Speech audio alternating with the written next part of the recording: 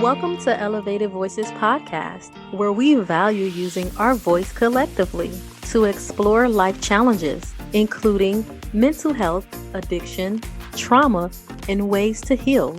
With our voice, we empower, encourage, and transform lives. I'm your host, Dysheka Bibbs, a certified trauma-focused therapist, licensed clinical social worker, and licensed certified addiction specialist. As you listen, ask questions, and enjoy the show, remember this podcast is not a substitute for a therapeutic relationship with a licensed mental health professional. As we embark on this journey together, let's elevate our voice to echo the sound for the voiceless. Elevated Voices Podcast special guest for today is Eric Gremminger, an author, motivational speaker, and a certified drug and alcohol counselor. Eric is a graduate of Villanova University's counseling program, and he earned his Bachelor's of Science in Psychology from Drexel, which focused on behavioral neuroscience. With being in long-term recovery himself, Eric is committed to helping as many people overcome addiction, leading him to become the co-founder of ERP Health, a digital behavioral health company which saves and transforms lives by personalizing addiction treatment. Eric's mission is to help people to discover their innate potential and to let them know that a diagnosis does not have to determine their destiny. Welcome, Eric. It's a pleasure having you on the show. I'm honored. I'm so honored to be here. Thank you so much for having me on. You're welcome. Thank you so much for your commitment in helping individuals overcome addiction. I mean, I really, really, really love your mission by educating and empowering others in recovery. Not only do they know that they can live a meaningful life with a substance abuse diagnosis, but you are living proof of that. Yeah, absolutely. And that's really where my passion stems from. I've personally been in the throes of addiction, didn't think that there was a way out. And then slowly but surely, with the help of many other people and kind of really a program that I've learned through experience, through education. But this is the way that I like to package what I teach. It always comes from my experience as a person in long-term recovery and what I learned through experimentation, but also packaged in enthusiasm. Oh, yeah. Right? Because I think that's the secret sauce. And when you really touch people and live an incredible life yourself, other people are looking on and they're like, I want what that person had. Yeah. And I want to attract people to this way of life because I've seen so many people get this and recover. But I want to see more. I want to see this really take hold. Yeah. And you can hear the passion in your voice. It's awesome. It's awesome. So recovery is hard. Sometimes people don't get it right the first time. And a lot of people, when they don't get it right the first time, it's like, man, they lose that sense of hope. They lose that sense of passion and strength. And it's like, I give up. And so how do you take all of that energy, all of your education, that personal experience, and serve that up to someone who's saying, Eric, man, look, I tried that, dude. I'm not doing that, man. Do you know how hard this is? Yeah, absolutely. I mean, and number one, you always have to meet people where they're at, and recovery is a process. I love the way that SAMHSA defines recovery in a very specific way, and I think it's the best definition that's out there. And of course, SAMHSA, just for the listeners, is considered one of the highest governing bodies in the mental health and substance abuse space. So this isn't just a definition that I'm pulling out of the sky here, but they define recovery as a process of change through which an individual improves their health and wellness, lives a self-directed life, and strives to reach their fullest potential. Wow. That last part, as long as you're striving to reach your fullest potential, of course, sometimes you're going to fall down. It's an iterative process, but as long as you don't stay down, be willing to get up. And then we have to be there to support people and recognize, I see you putting in that effort. I believe in you and I'm going to be here, right? Right. and I'm going to be here. I'm not going to give up on you. And that touches people. It goes beyond conscious. Like that touches people in their spirit. And that's Right. where we have to get to. I think really the way that we explain what recovery is. Because, I mean, what constitutes success? It's waking up with passion every day, in my opinion, striving to be a better version of yourself than you were yesterday. And if you can meet that criteria and just trying, that's a win in my book. We could work on everything else, but as long as you'll keep trying, we'll figure it out. Eric, you did a really good job at describing different methods and different techniques and tools that individuals can use in your book. Yeah. Speak a little bit about the inspiration to creating your book. I can remember sitting across the desk from an expert, from a practitioner, a licensed mental health professional, and them essentially giving me a diagnosis of having a brain disorder. Right? That's what addiction is, a chronic relapsing brain disorder characterized by continuous drug seeking and use despite harmful consequences. However, I didn't know, like, what does that mean? So I have a brain disorder, but you're not really telling me how to reclaim the brain. And that's the title of my book. If my brain's been, quote, hijacked, which is a very common term people use for addiction, their brain's hijacked. It's not them. Well, how do I reclaim it? How do I take the ship back? And in order to really get a grip around that, you have to understand there's a few key players when it comes to the brain, parts of the brain. And what I've done in the book, and it took 4 years to write the book, tremendous amount of research went into it. I'm very proud of that. I really went through the rigors of science, but I was also able to ascribe emojis. So just like you have on your phone emojis, I ascribed emojis to the main brain areas and how they work. And I'll just give you a brief example. So there's if you ever dive into the addiction literature, it'll always come up. It's called the nucleus accumbens. It's the lower part of your striatum. And that's the part of your brain that gets fueled up with dopamine and says, I need this. It's an impulse, right? So I give it the high five emoji. So I can imagine this giving me a high five saying, let's go, right? But then there's a part of the brain, the prefrontal cortex, specifically the dorsolateral prefrontal cortex, that usually says, hold on, let's check if this is a good idea. So the acronym that I use is WAIT, W-A-I-T. So this part of your brain is responsible for working memory, attention, inhibitory control, that's the I, and T, task switching. So when you have an impulse and you could know, hey, this is just my high five emoji. I don't have to go get high right now. I don't have to get a drink. Let me check with the nerd emoji that has the glasses on. The nerd emoji is the prefrontal cortex.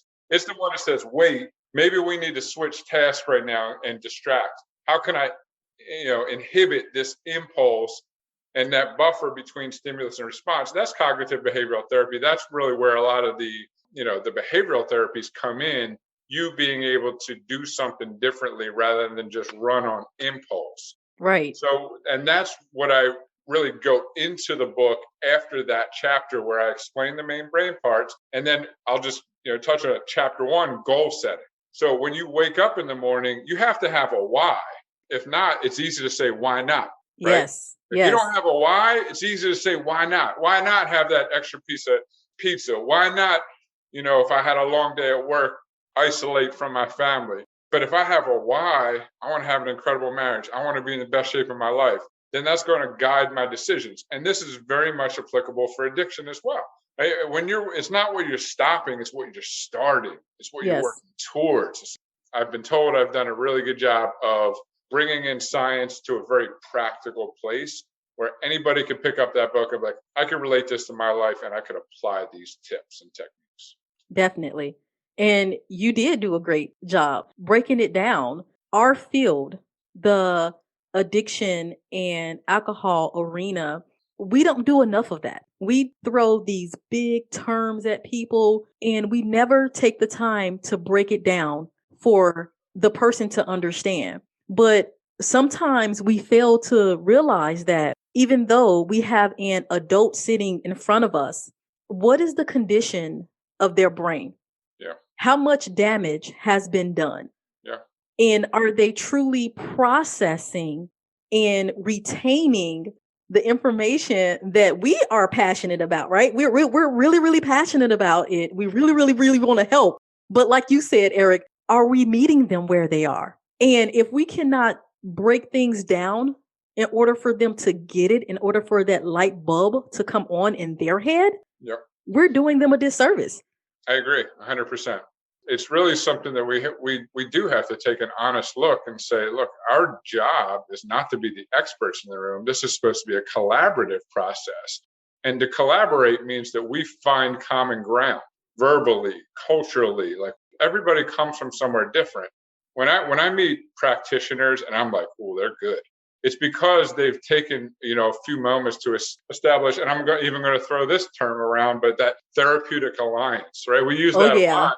But essentially what that is, if you break it down, is the ability to actively listen and have a diverse enough portfolio be good enough where you could, in the moment, identify where the person across from you is and get to that place through metaphors, through analogies, through body language, mirroring their body language. There's a lot of ways to do it. And I really have a privilege. I do a lot of coaching. I do a lot of training these days around that.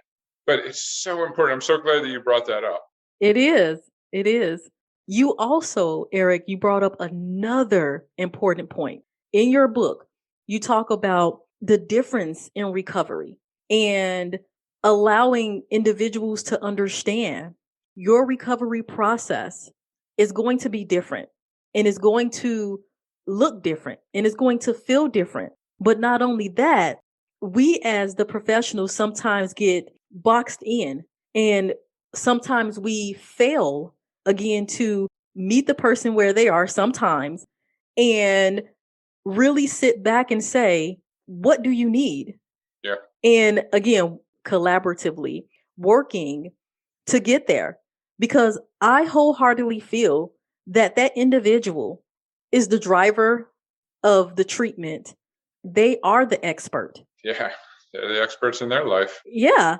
Recovery looks different for each person. So for me, in my recovery, that might be being abstinent completely. Yep. However, in another person's recovery, that might be harm reduction. And your book did a really good job at addressing the difference in recovery and not trying to force someone into a cookie cutter definition of what we feel it should look like.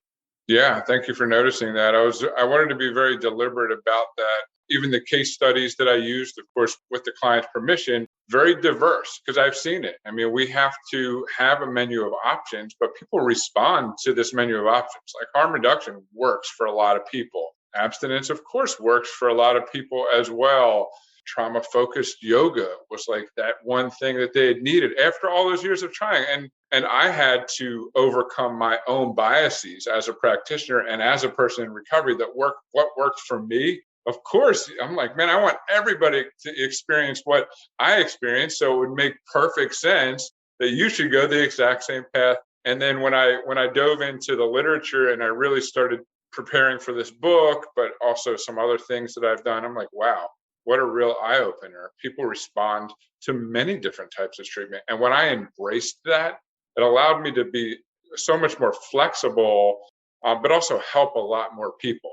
Yes. And people were responding to different treatment modalities, and more are coming out. So I think what we have to approach this with an open mind and say, I'm not just going to not listen because it doesn't align with my idea of recovery.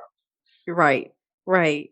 And thank you for sharing that. That's very important for listeners to know and understand. One size don't fit all. It's okay to try different things until you get what makes sense to you. Yeah.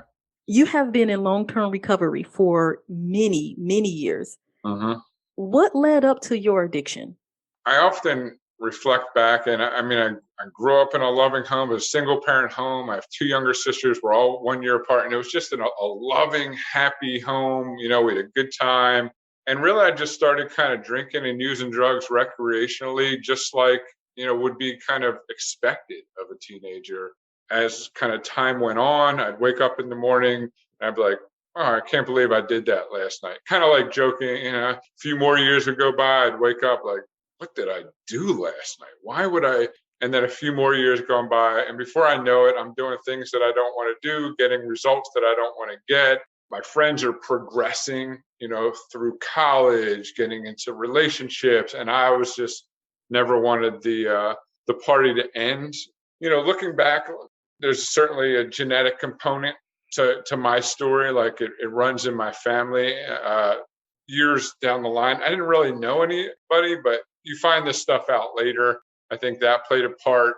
Sometimes it could be two people from the same community who've been friends, raised in a very similar way. One person starts drinking, they turn into an addict. The other person doesn't.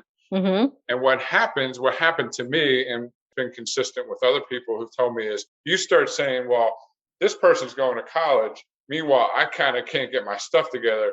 Something must be wrong with me. Right. What's wrong with me? So you don't have clarity. And then your cognition gets bad. You're like, well, if you ask a question like, what's wrong with me? Why aren't I as good as my friends? Your brain has to come up with an answer. And my brain would say, because you're a loser. You're a fool. It was nothing good. So then I was saying bad things to myself, which led to bad chemistry, meaning that I was anxious. There's psychosomatic symptoms. When you say bad things to yourself on repeat, you start to feel bad. Yeah. I didn't like myself, so I isolated. So then connection. So when I do my presentations, I do a 4C method training: clarity, cognition, chemistry, and connection.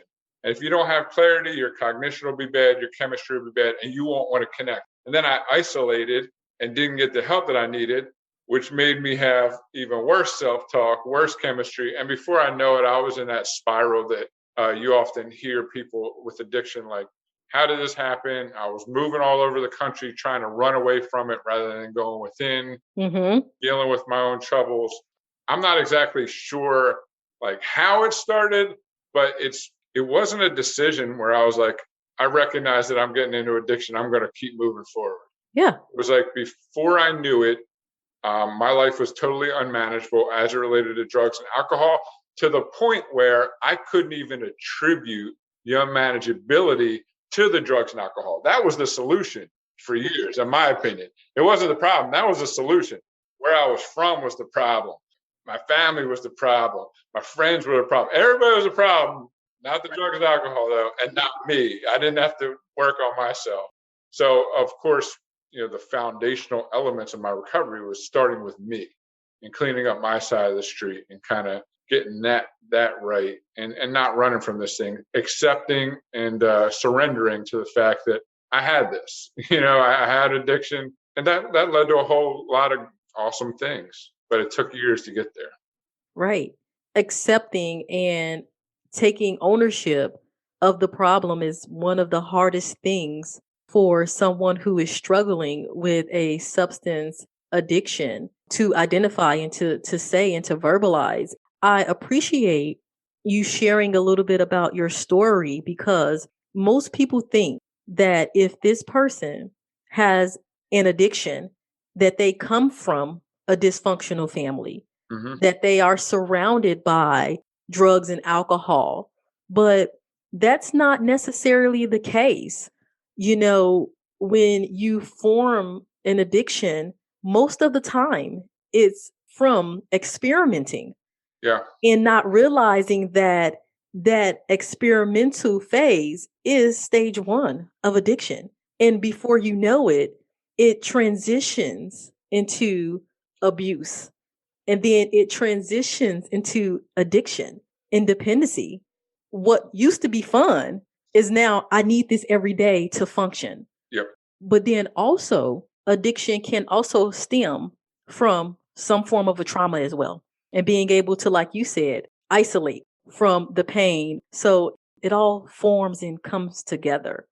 One thing that I appreciate very much about the Elevated Voices podcast and having this medium is when we talk about it openly and share our diverse experiences with addiction, it starts to normalize it, because stigma kills.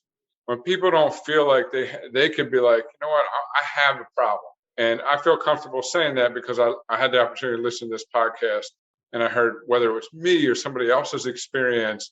And I feel like, hey, if that person can do it and they're open about their experiences with addiction, it could be very easy to be like, man, I got my stuff together and I'm just going to forget that ever happens. And I respect people that go that route. Of course, everybody has their path. But I also feel, we had 88,000 overdose deaths just this past year. Yes. I want to be like, look, recovery is possible. And I think the more that we get this out there, not just that recovery is possible, but I've experienced addiction. It looks like me. And then somebody else get their hand up. It looks like me. It looks like all of us. All right. But recovery is possible. Vulnerability is strength. Be vulnerable. Vulnerability is one of the highest forms of strength. Being willing to ask for help, being willing to be like, you know what, I've been trying for years to hide this, to figure it out by myself. I'm not going to hide it anymore. Just because I tried one thing doesn't mean I won't try something else. And if they get that out of this podcast, what a blessing that would be. Huh? It is. It is. And what you said is amazing, Eric, because a lot of people are afraid to take that step and are afraid to verbalize, hey, I do have a problem, because of the stigma, because of the shame, because of people pointing their finger and looking down on them, instead of saying, you know what, I was there, and extending their hand and saying, how can I be of service? Yep. How can I help you make this amazing positive change in your life? Because recovery is so amazing. Yes. It's a process. Okay. Please do not get me wrong. It is a process. Yeah. But when you get it, you got it. Oh, yeah. It's the best. It's the best feeling. It's worth whatever you have to go through to get there. And you're right. It is a process. But there's a system to it as well. You can wake up grateful every morning. Hey, there's a lot of beautiful things that go along with it that I call my recovery now, right? Like everything's my recovery. The way I treat my wife is my recovery. The way, that I take care of myself, the way that I speak to people, the way that I serve, all of that folds under this umbrella of recovery. And that inspires me. That gets me up and going every day, because I love that definition I'll go back to by Sampson, right? A process of change through which an individual improves their health and wellness, lives a self-directed life, and strives to reach their fullest potential. Oh, yeah. That's what I want to be a part of. Everybody should want to be a part of that. Yeah, yeah. Recovery with a purpose. With a purpose. With a purpose. You have to have a purpose. Yep. And that activates, that's what I talk about in the book, that activates that dopamine. That same stuff we were going for with the cheap synthetic $5 stuff, you could get, you're hardwired to experience that through natural means. You could get high on your own supply. You could get up, move your body, treat people well, hug those closest to you, activate those neurochemicals that we were, essentially going for with the drugs and alcohol. So you can still get the effect without all the negative consequences through positive behavioral processes. That's really what I tried to nail in the book. I put these neuro notes where I explain what's happening in the brain. I'm not just suggesting you do this. I'll explain to you what's going on biochemically as well. Yeah. And you, again, did a phenomenal job with it. And I shared your book with many people. And I say to them, if you really want a simplified version, minus all of the BS, read this book. It will literally change your life. It's so amazing being able to have someone not only say, oh, you can change, recovery is possible, but using yourself, your own experience, and saying, hey guys, I am what recovery looks like. Recovery is me. And I am not ashamed of that. What positive advice can you share with listeners who may be struggling in their recovery? Vulnerability is a strength. So if you're struggling, that implies, you could use a hand, right? So you don't have to struggle alone. You don't have to struggle in isolation. I'll share my information. Feel free to reach out directly. Like there's millions of us who are thriving in recovery, who are really experiencing the enthusiasm, the growth that we've been talking about throughout this podcast. So I would say, number one, reach out. Number two, grab the book. The chapters are goals, beliefs, skills, health, relationships, and community. And each chapter kind of has action steps that could be taken. It's a prescriptive book. It's not a book where it's like, hey, I'm describing what it is. It's very much like, this is what I've used in my own life, these strategies, what I've been able to replicate with thousands of people who I've had the absolute privilege to coach or to counsel or, to implement, my program at different centers around the country. So I've seen other people have success from this, and all of the science supports what's in the book. So I would just say, if you really, want a prescriptive way on what I believe is success and recovery, grab the book, but also just find other people, get a bunch of opinions on how to thrive in recovery. The more, the better, and then work it into your own personal plan. Make it yours. Own it. Filter it through your knowledge base, through your experiences and what you want. Identify what you want out of recovery, and then don't stop until you have it. And define each milestone as recovery. And then you'll be passionate about it. And when you're passionate about things, you don't stop. I love it. I love it. Listeners, if you haven't learned anything from this podcast today, listen to the amazing words from Eric. Feel his energy. He loves this type of stuff, guys. He lives for this. He lives for helping you. So, Eric, share with the listeners how they can learn more about you and how they can reach you if they need to. Well, my website is Eric, ERIC, Gremminger, GREMMINGER.com. I know that's a mouthful. If you just Google Eric Gremminger and get close to that, it'll go to the website. Also, my book, Reclaiming the Brain, Activating Sustained Recovery from Addiction, you could find on Amazon, Barnes & Noble, and Walmart. If you just want to find me on social media, it's Eric Gremminger. If you can spell my last name right, I'm pretty easy to find. There you have it, listeners. You heard it directly from Eric's mouth. Recovery is possible. You do not have to live in shame. You do not have to live in self-defeat. Thank you so much, Eric, for being a part of Elevated Voices podcast. It was an honor. It was an honor to be here. Thank you so much for having me. You're welcome.